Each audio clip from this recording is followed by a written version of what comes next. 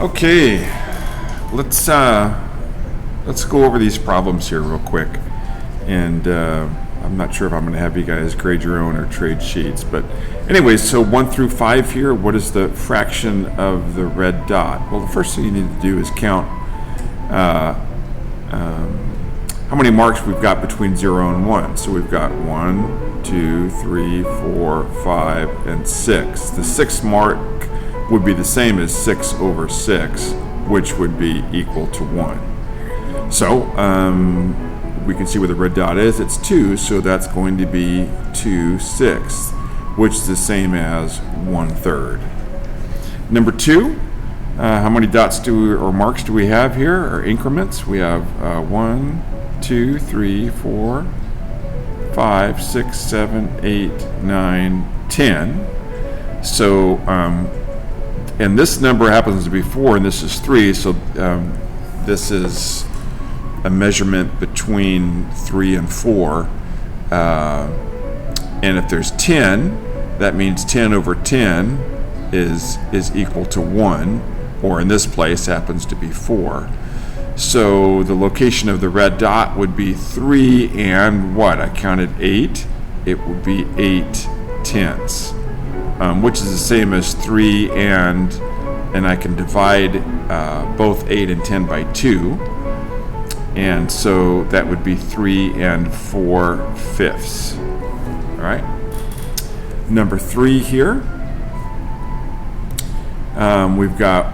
We have 1, 2, 3, 4 marks, and so 4 over 4 would be the same as 1, and so this would be 3/4 where this red dot is. Number 4, we have 1, 2, 3, 4, 5, 6, 7 marks. And so 9 over 9 would be equivalent to 1. And this is between 8 and 9. So it's going to be 8 and what? 5/9, which cannot be reduced. 8 and 5/9. Number 5 here, we have 1, 2, 3, 4, 5 marks. And it's at the first one, and it's between 0 and 1, so it's going to be 1/5, since there's a total of 5 marks. All right. Okay. So let's see here. 6 through 10. Find the common denominator of 7 and 21, so we could look at this as 6/7, and if we were adding or subtracting 10 over 21, we would need to find a common denominator for 7 and 21, and it should be obvious. It would be 21. So I'll just put a 21 here. And then 4 and 12, well, the common denominator would be 12. Then we have 9 and 3, and the common denominator for 9 and 3 would be 9. We have 5 and 3. Common denominator for 5 and 3 would be 15. 7 and 4. Well, think about it. 7 plus 7 is 14. Plus 7 more would be 21. 4 doesn't go into 21.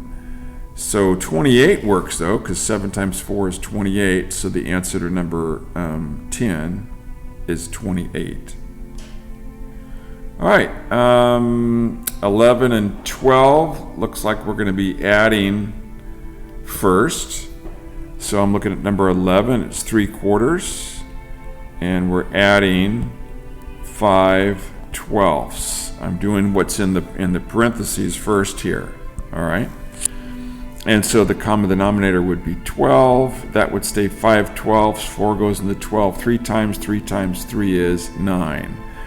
So 5 plus 9 is 14/12.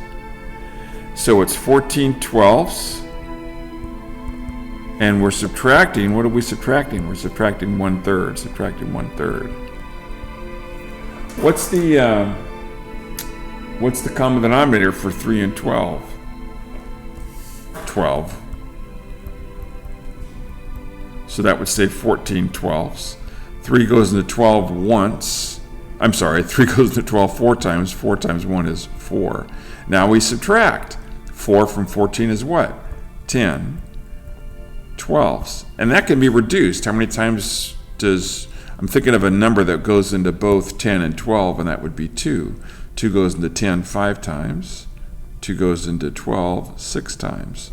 So the answer to that one is 5/6. Okay, that was number, whoops, oh no. Is it going to come back?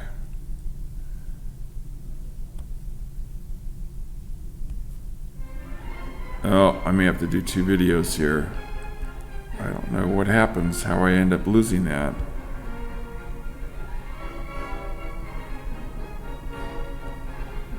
I wonder if I hit undo, undo, undo. I'm hitting undo several times, seeing if it'll come back. It's not. Okay, I'll have to continue this video.